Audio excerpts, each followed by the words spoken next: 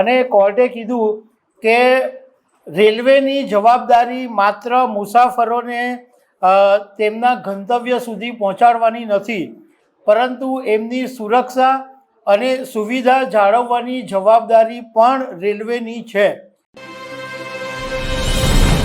અત્યારે હું તમારી સાથે જે વિડીયો કરવા માટે જઈ રહ્યો છું એ વિડીયો તમારા માટે બહુ કામનો છે, કારણ કે જો તમે ટ્રેનમાં મુસાફરી કરતા હશો અને જો કોઈ સંજોગોની અંદર તમારી કોઈ કિંમતી વસ્તુ ચોરાઈ જાય તો એ શોધી આપવાની જવાબદારી રેલવેની છે, એવો ગ્રાહક કોર્ટે ચુકાદો આપ્યો છે। એટલે આ તમારા માટે મહત્ત્વની વાત છે, આના વિશે વાત કરીશ। મારું નામ રાજેશ શાહ છે અને તમે જોઈ રહ્યા છો ગુજરાતના સૌથી મોટા ડિજિટલ ન્યૂઝ પ્લેટફોર્મ ખબરછે.com। પંજાબનું એક દંપતી 14 ડિસેમ્બર 2021ના દિવસે ડિબ્રુગઢથી નવી દિલ્હી રાજધાની એક્સપ્રેસમાં 3rd AC કોચમાં મુસાફરી કરી રહ્યું હતું અને એમનું રિઝર્વેશન હતું, એમની સાથે બાળક પણ હતું। અને જ્યારે ટ્રેનમાં મુસાફરી કરી રહ્યા હતા ત્યારે એમની પાસે એક બેગ હતી અને પછી એમને ખબર પડી કે એમની બેગ ચોરી થઈ ગઈ છે।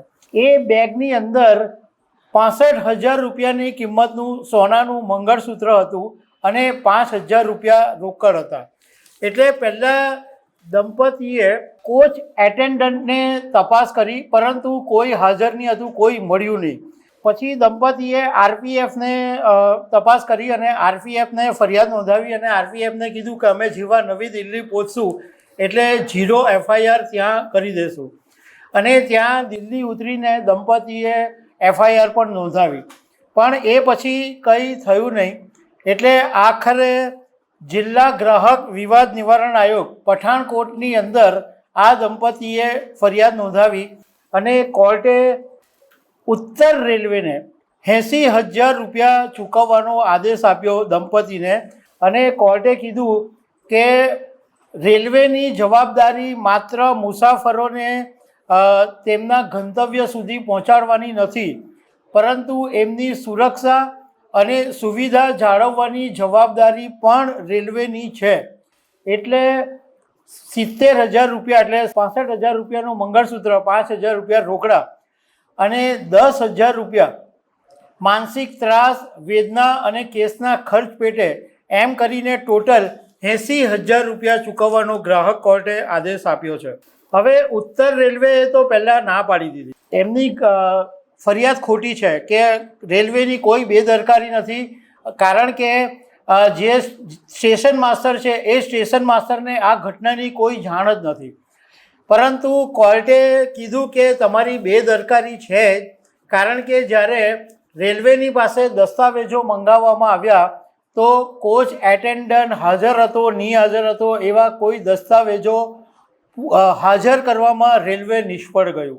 એટલા માટે કોર્ટે કીધું કે આ તમારી પાસે તમારી બેદરકારી છે, તમારા કોચ એટેન્ડન્ટ છે કે નથી એ પણ તમને ખબર નથી, એનો કોઈ હાજરીનો પુરાવો તમે કોર્ટની અંદર રજૂ નથી કરી શક્યા। આ મંગળસૂત્રની ચોરી થઈ છે અને જવાબદારી રેલવેની છે, એટલે તમારે આપવું જ પડશે। અને એમણે મુસાફરે RPFને રેકોર્ડ ફરિયાદ કરેલી છે, એ રેકોર્ડ છે, અને TT જે છે ટ્રેનના TT છે એને પણ જાણ કરેલી છે, આ ઉપરાંત FIR પણ કરેલી છે। એટલે રેલવે આંતરિક દસ્તાવેજોમાં વિરોધાભાસ જોવા મળી રહ્યો છે અને એટલા માટે રેલવેની જવાબદારી આવે છે અને રેલવે પૈસા ચૂકવવા જ પડશે। તો દર્શક મિત્રો, આવી અનેક વાતો સાથે અમે તમને મળતા રહીશું। આભાર।